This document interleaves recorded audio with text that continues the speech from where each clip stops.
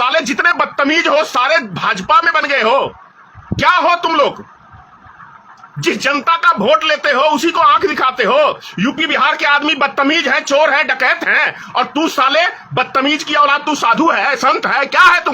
तू एक भाजपा का लुच्चा लफंगा, एक बदतमीज सांसद है, इसके अलावा तेरी कोई पहचान नहीं है। इसी बयान से तूने अपने देश में अभी तूने पहचान बनाई है। तेरे बाप नरेंद्र मोदी में दम है तो बोल के यूपी में चुनाव हम नहीं लड़ेंगे। तेरे बाप अमित शाह में दम है तो बोल के हम बिहार में चुनाव नहीं लड़ेंगे। बन जाएगा साला तेरी सरकार, और मैं आ रहा हूं दिल्ली में। तेरे बाप की औकात है रोकने का?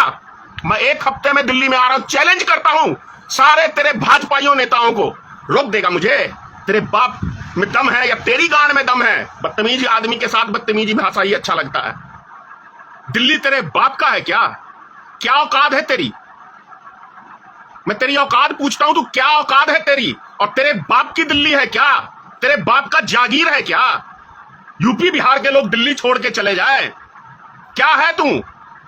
एक पिद्दा भर का जनता से भीख मांग के सांसद बनता है, जनता से भीख मांग के सांसद बनता है। तेरी औकात क्या है बता? कि लुच्चा लफंगा सांसद, और जितने भी भारत के अंदर लुच्चे लफंगे, रेपिस्ट, लड़की छेड़ने वाले, ये भाजपा की पहचान है अभी के टाइम में। अरे क्या है? नरेंद्र मोदी क्या है? एक उठाई गिराही तो हमने देश की जनता ने चुन लिया है धोखे से। अमित शाह क्या है? एक उठाई गिराही तो है, धोखे से चुने हुए हैं। लोगों को डरा धमका के राजनीतिक चमका रहे। और क्या है? कौन सी नीति पे चल रहे हो बोलो? कौन सा भाजपा का नीति है? बृजभूषण शरण, अभी दिल्ली पुलिस ने कहा है कोर्ट के अंदर कि लड़कियों के साथ बदतमीजी करता था, छेड़खानी करता था जब भी मौका मिलता था, देश में या विदेश में। तो भारतीय जनता पार्टी तो रेपिस्टों की, बदतमीजों की, गुंडों की पार्टी बन के रह गई है। वाजपेयी जी का जमाना खत्म हो गया। मोदी और अमित शाह के जमाने में लुच्चे लफंगे की एक पार्टी बन के रह गई है।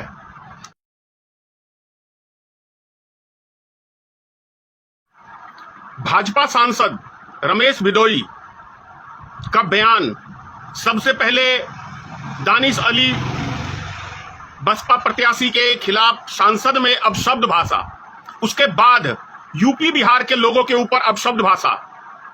दिल्ली तेरे बाप का है क्या? क्या औकात है तेरी? मैं तेरी औकात पूछता हूं, तू क्या औकात है तेरी? और तेरे बाप की दिल्ली है क्या? तेरे बाप का जागीर है क्या? यूपी बिहार के लोग दिल्ली छोड़ के चले जाए? क्या है तू? एक पिद्दा भर का जनता से भीख मांग के सांसद बनता है, जनता से भीख मांग के सांसद बनता है। तेरी औकात क्या है बता? कहां का राजा महाराजा का औलाद है? तेरे बाप नवाब थे क्या, या तेरे बाप राजा थे क्या? क्या है तू? और क्या है भाजपाइयों, तुम्हारे बाप की देश हो गया है क्या? साले जितने बदतमीज हो सारे भाजपा में बन गए हो। क्या हो तुम लोग? जिस जनता का वोट लेते हो उसी को आंख दिखाते हो। यूपी बिहार के आदमी बदतमीज है, चोर है, डकैत हैं, और तू साले बदतमीज की औलाद, तू साधु है, संत है, क्या है तू? तू एक भाजपा का लुच्चा लफंगा, एक बदतमीज सांसद है, इसके अलावा तेरी कोई पहचान नहीं है। इसी बयान से तूने अपने देश में अभी तूने पहचान बनाई है।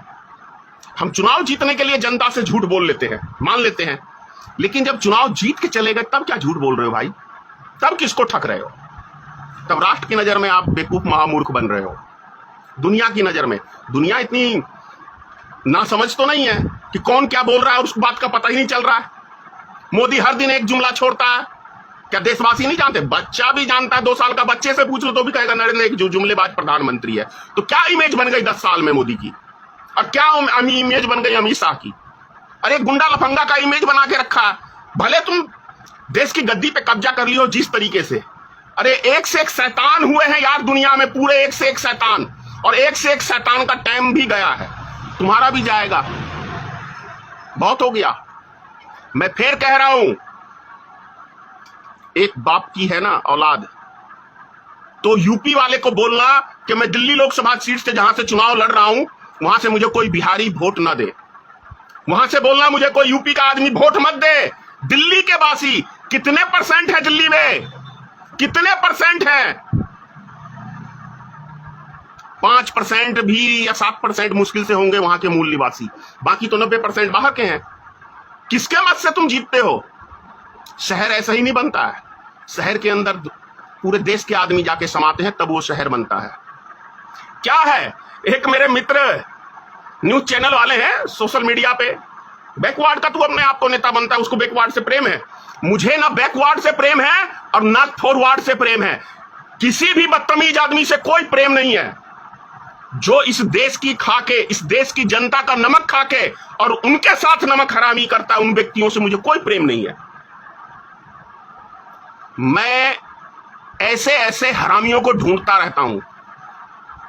तू जन्म भी नहीं लिया होगा जिस टाइम में मैं दिल्ली में था, और तू क्या बोलेगा? शहर कैसे बसता है तुझे पता है?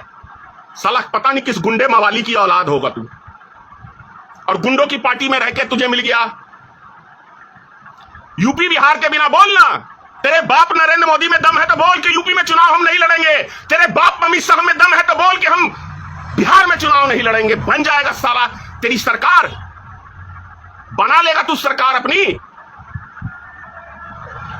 मैं निवेदन करता हूं अपने यूपी और बिहार के भाइयों से, अरे भाजपा का अहंकार सर चढ़ के बोल रहा है, उसको उतारो, उसकी औकात दिखाओ। भाजपाइयों को आप ही का मत लेता है और आप ही को बांस करता है। इनको औकात दिखाओ। और मैं बार बार देश की जनता से अपील करता हूं, नेता चुनो सिर्फ 5 साल के लिए। अगली बार चुनोगे तो तुम्हारे सर पे चढ़ के पेशाब करेगा जैसे ये कर रहा है।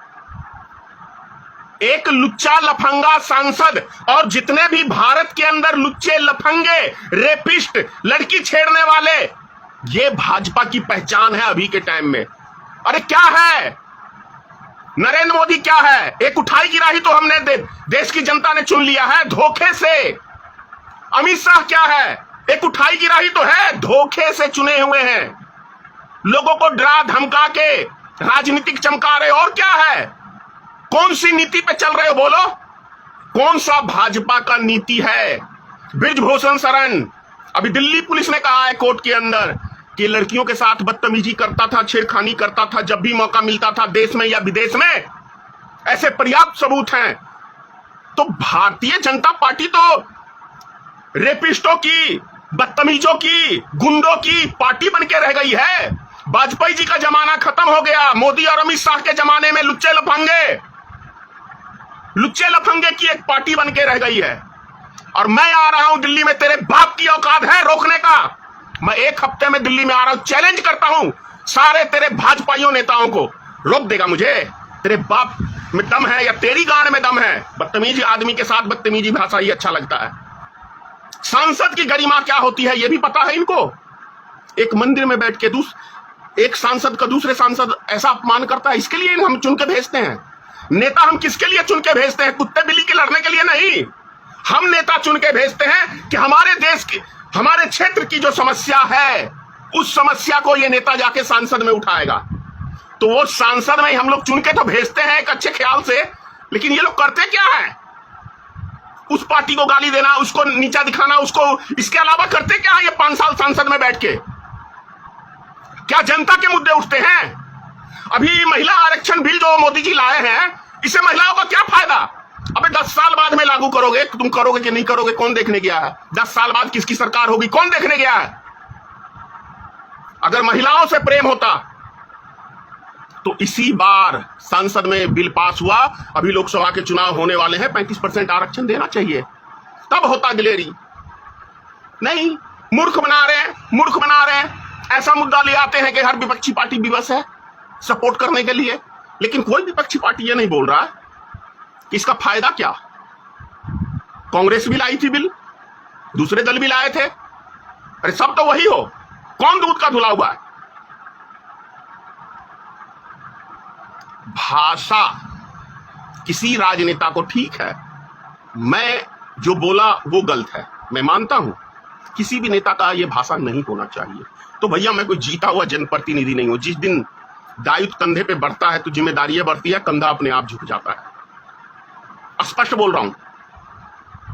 जब एक कुंवारा आदमी होता है तब के लैंग्वेज, जब वो बाप बनता है तब का लैंग्वेज, जब वो दादा बनता है तब का लैंग्वेज, बहुत अंतर हो जाता है।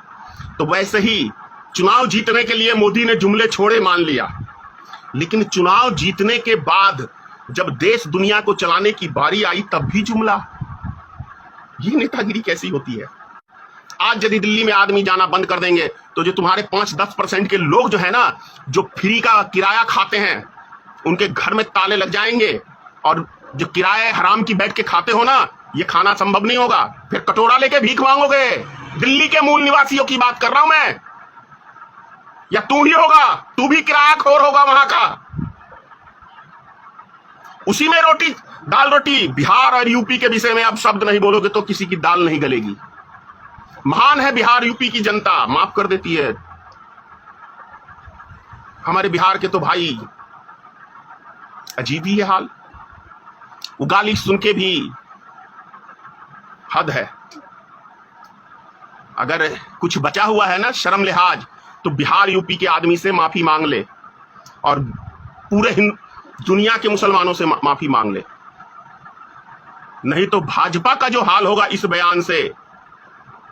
बिहारी हैं, और बिहारी क्या कहावत है, 100 पे भारी। ये समझ लियो, समझ ले, अभी भी टाइम रहते।